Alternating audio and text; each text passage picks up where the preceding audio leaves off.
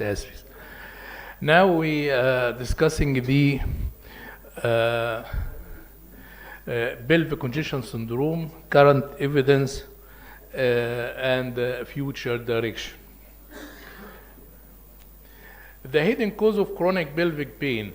This pelvic congestion syndrome is sometimes overestimated and sometimes underestimated as the cause of the chronic pelvic pain, but actually it represents about 15 to 20% of patients coming with chronic pelvic pain, especially females.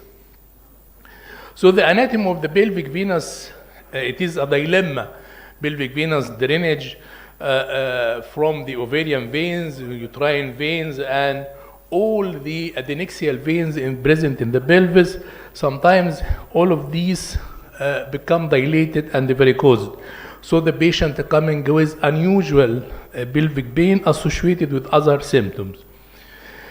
The mechanism of pelvic varicosity, it is primary reflux, the most common, like ovarian pelvic vein incompetence and hormonal mediated venous dilatation. Type 2 is outflow obstruction, like May-Turner syndrome and Nutcracker syndrome, iliac post-thrombotic disease, renal vein thrombosis, and Budd-Chiari syndrome.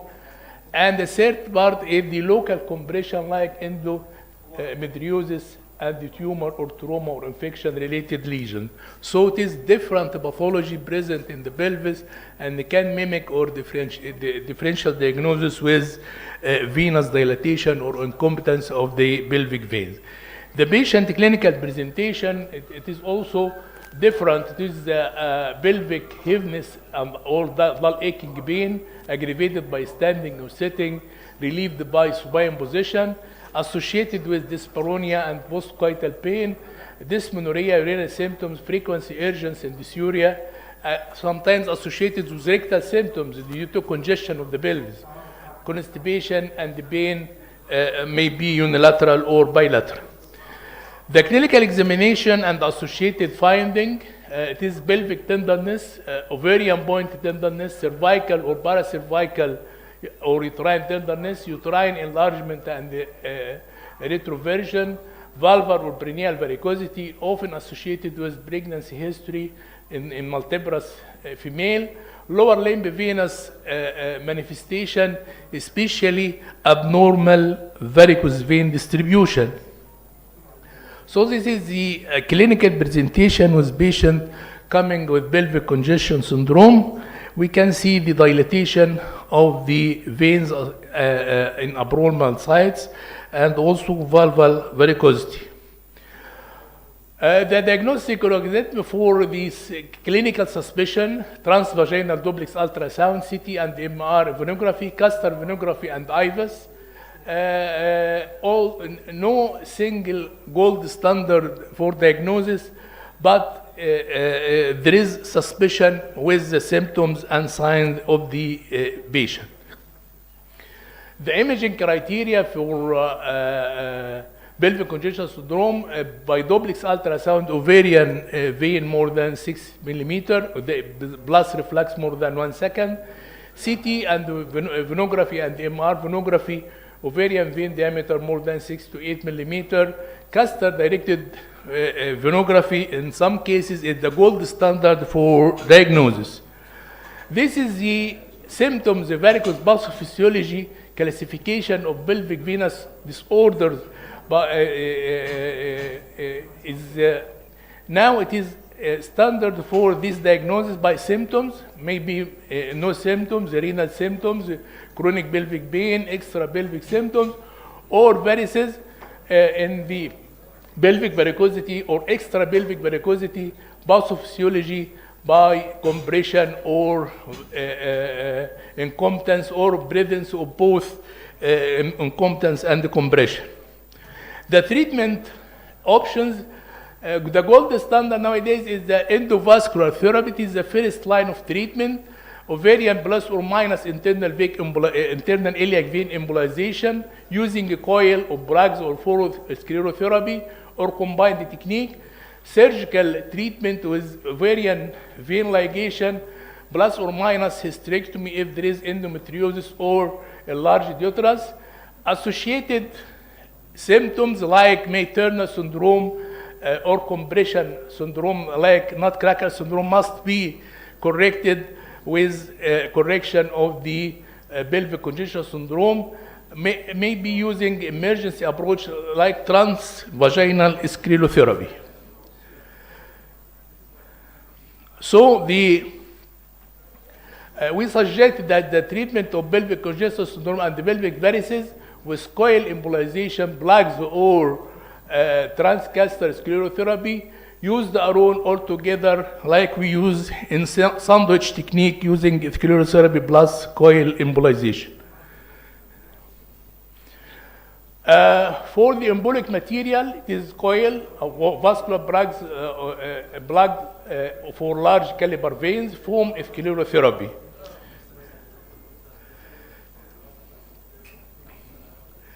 This is our cases. Female patient age 36 years with obstetric history. Chief complaint chronic pelvic pain for several months associated with dyspareunia and pelvic heaviness. We do endovascular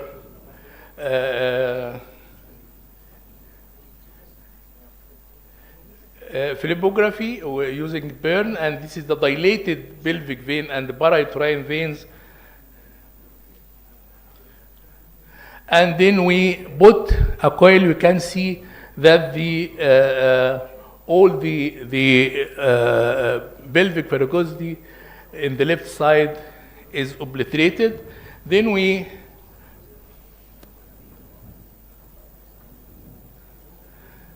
do a picture from the other side, and there is also parauterine veins which is obliterated after 1 minute. 1 minute. Yes. The other case is 38-year-old multiparous woman, presented 3 years history of chronic pelvic vein. Pain was described as dull aching pain, exacerbated by prolonged standing and relieved by lying down, associated with dyspareunia and postcoital discomfort. We using embolizing technique, sandwich technique, by injecting by sclerotherapy and put a coil, and this is disappearance of all dilated pelvic veins. So this is controversial in pelvic congestion syndrome. You can see it's like letter 6 or like letter 9. There is a controversy for the treatment, but embolization is the gold standard treatment of these cases versus the using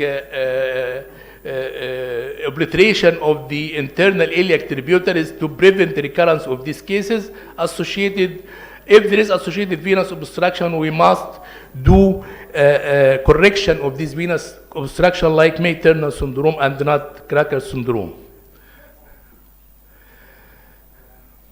So the future is the transvaginal sclerotherapy using the transvaginal ultrasound and injection of the varicosity direct through the transvaginal probe like this using 6 French cannula and injection of the direct injection of the pelvic varicosity. So my take-home message: pelvic congestion syndrome is a complex venous disorder involving influx and obstruction. Diagnosis require symptoms and hemodynamic evidence. Endovascular embolization is the first line of treatment with good clinical outcome. Management should be individualized based on venous anatomy and the pathology, and the future direction combine the therapy with transvaginal sclerotherapy is the hope for treatment of this complex case. Thank you very much. شكرا دكتور هشام.